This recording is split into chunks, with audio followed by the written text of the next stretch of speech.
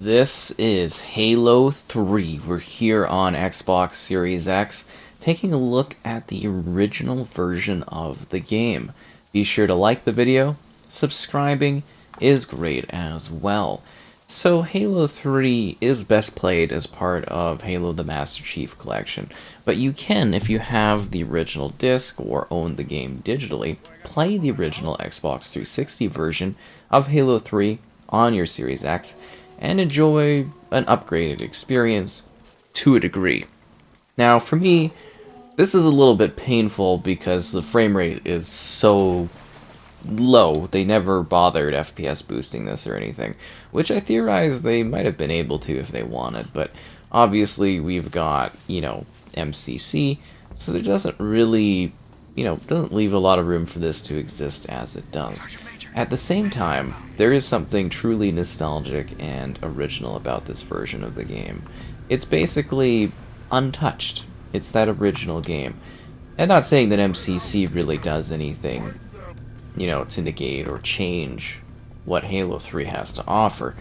It still is interesting to dive in here and see the original vision of the game, Bungie's true original version with all the ending, sequence and additions and everything like that. It's really, really quite cool. So what are we getting here? Well, it was one of the few games that did get the special Xbox One X enhanced bump up. So it is a 4K resolution. It is 30 FPS, and there is HDR support. And yeah, it's really weird that they did so few upgrades to 360 games, because, outside of the realm of this having a low frame rate, which again is so very hard to get used to, it looks great. Seriously. I know there's a big push for frame rate, and it's like, yeah, you can only, FPS boosting is a very, very limited thing. It only works in very, very specific cases. But doing a resolution bump up to these older games, even without the frame rate improvement, still makes them look so much better, and allows a modern audience to really take it in, getting that sense of a new group, a modern group taking a look at these games. It just makes it a lot easier to dive into than something that is very jaggedy around the edges and doesn't, I guess you would say, visually look as good as something that does get this resolution bump up. But yeah, it is a pretty stark difference going from basically the 120 FPS that I'm used to with the Series X MCC version of the game, and then going to this standalone version. But yeah, seriously, it is still nostalgic to me. It's got all the little things. I'm assuming there was some sort of cloud issue, or just the way they kind of took this one offline multiplayer-wise kind of messed everything. All my stats are gone, none of my campaign progress is here, it's all removed, and which is a little bit of a shame, but, I'm still happy that I can take a look at this version of the game if I want to. I've never really had a reason before, but I always have a little bit of nostalgia to check out, my favorite game of all time, so yeah, it is kind of nice to dive in here. So yeah, it is the 360 emulated version, so you can pop up the dash at any point. I'll show off that I have all of the achievements. I actually got every single one of them. I know I'm a champ, what can I say? I got that right before Reach came out, but yeah, all the achievements, I got every single one of them. Very, very proud of that. It's a pretty, I don't know if you know the achievements in Halo 3, but it's a pretty daunting task to accomplish that. That was a lot of work, and you can't even do it anymore. If a younger person wanted to go in and get all the achievements, you wouldn't be able to anymore, because as I noted, they've shut down the multiplayer features. I mean, there's not really a sense or a point for this game to exist in terms of MCC just being a true successor. But at the same time, there is a little bit of a shame that people can't go back and actually enjoy this original experience for what it is anymore. So yeah, all the multiplayer stuff, it's all gone. So playing online against others, doing your shared file downloads and stuff. So basically you were stuck with, that was a terrible bubble shielding, I'm gonna put that out there, Brute. You're basically stuck with whatever you downloaded. You can still play custom games, I guess you could still do like land stuff. Like that's all there, but as I said, the successor MCC is just the way to go. Like it doesn't really, to me it doesn't really make sense as to like why, whoa, why you would still be like playing this version of this game other than like a weird bout of nostalgia, because it is insanely difficult to go from 120 FPS to 30 FPS. Like it's smooth as 30 FPS, but to me it feels like a weird, awkward slideshow. It's really quite a change. And I don't know if it's better from viewing this as a video kind of perspective, but yeah, it is really, really rough and hard to get a full sort of use going. But yeah, no, it all cleaned up very nicely here. This was, I think, again, one of the early... I think when I had the Xbox One X to review back in the day, ahead of launch or just after, Halo 3 was like one of the original kind of games that I got to take a look at in terms of seeing something that was upgraded from the 360 era.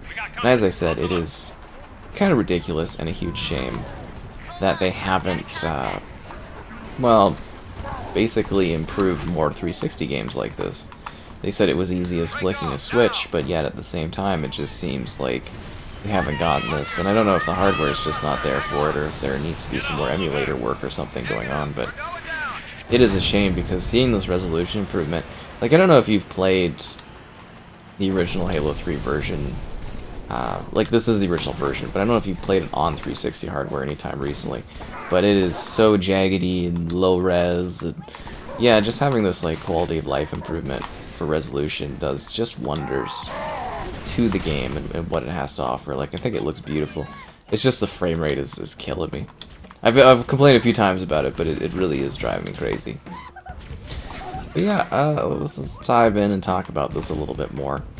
So, Halo 3 is the epic conclusion to the series, and then that would make Halo 4 the epic continuation of the series that you thought was over.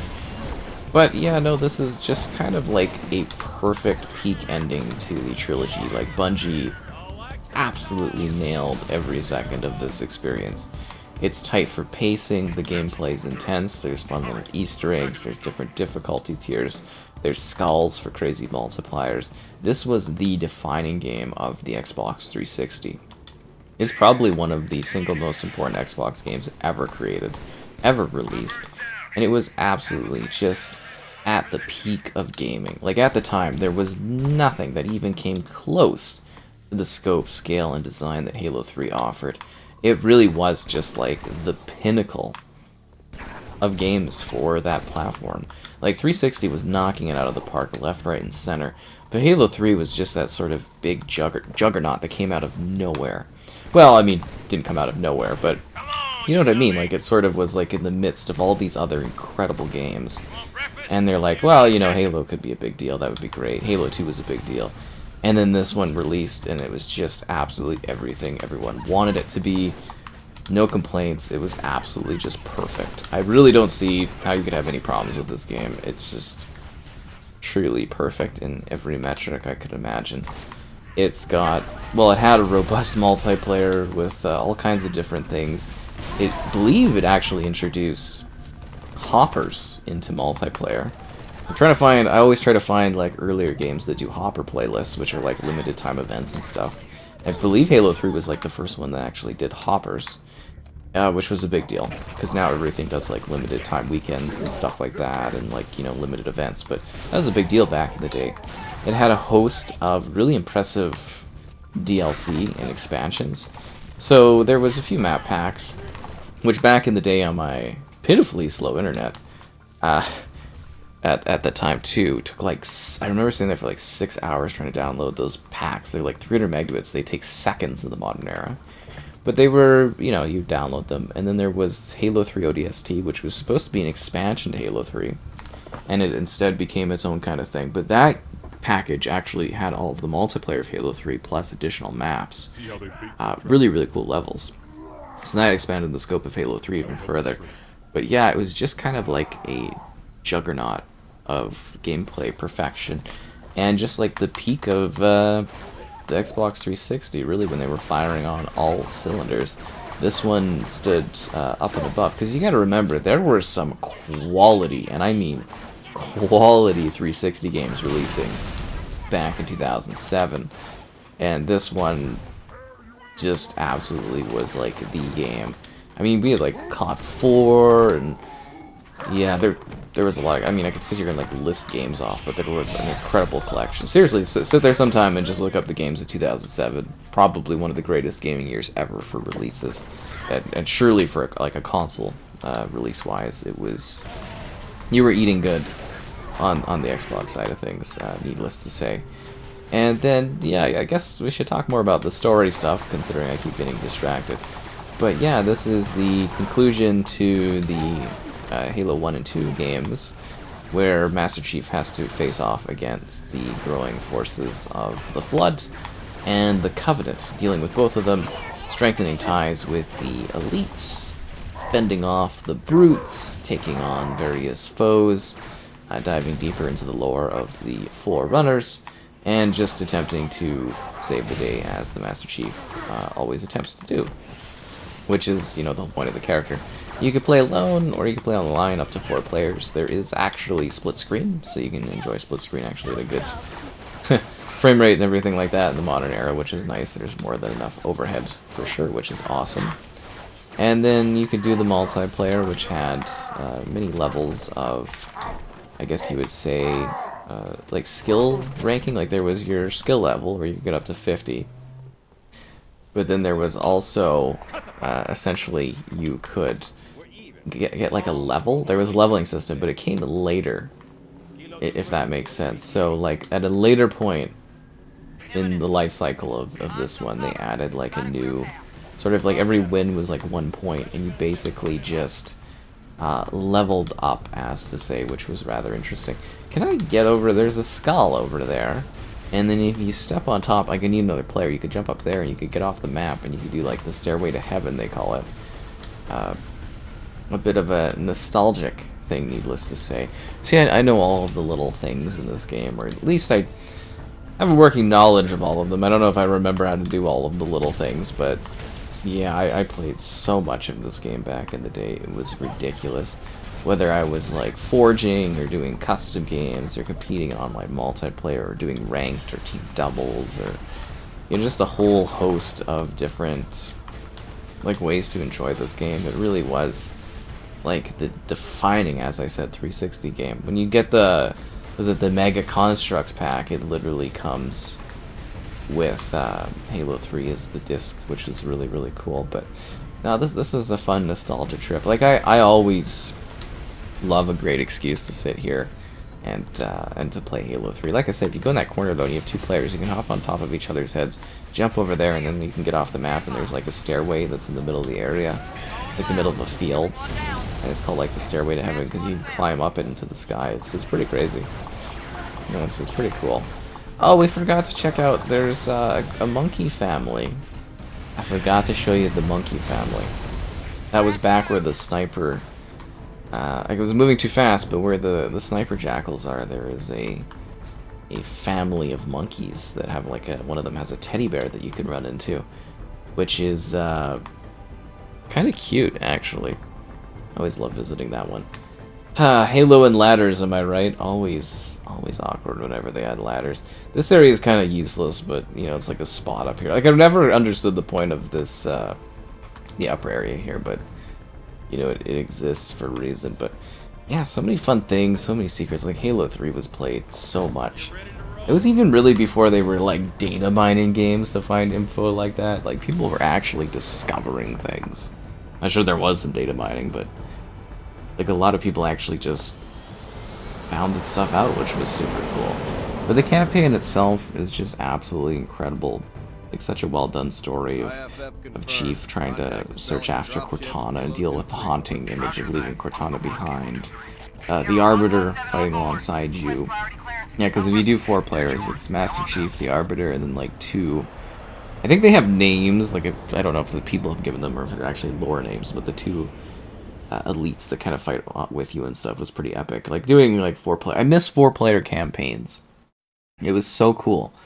Oh, and then the iconic Halo 3 loading You get to see the ring load around and the Bungie symbol, and I think the ending sequence in the credits, at least later Halos, has a heart Bungie kind of icon thing when you finish the game. And yeah, the music, the setting, because the cool thing too is like they've done some adjustments to Halo.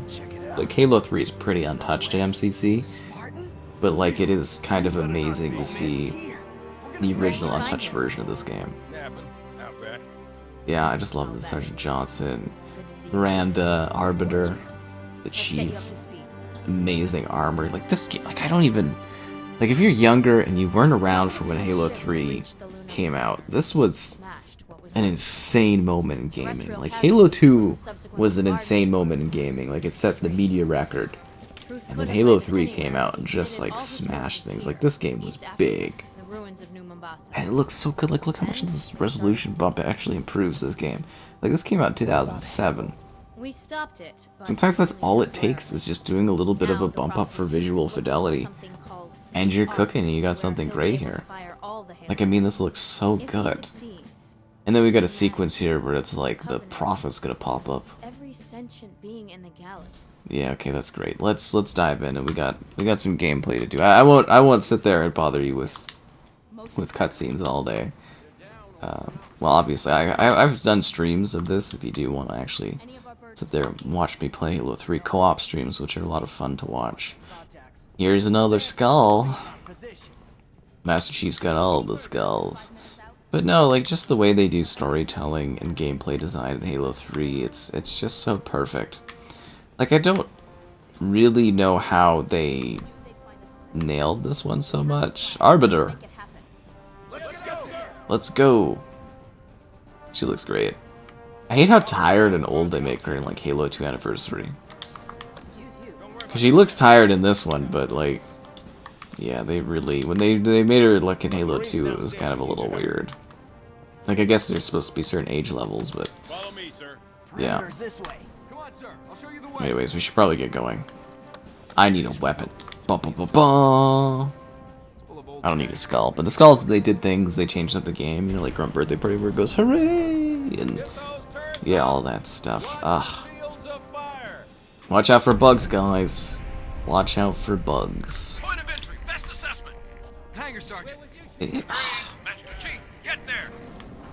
It's always fun. I could sit there and play this game like over and over and over and over and over again and never get bored of it and just love it. There's something just so special about this game. I'm getting a little bit more used to the frame rate, but it is so jarring to go from like such a smooth high frame rate experience and then like basically tank it. Oh, and then there was like score type challenge things. And yeah, this game actually had a lot to it.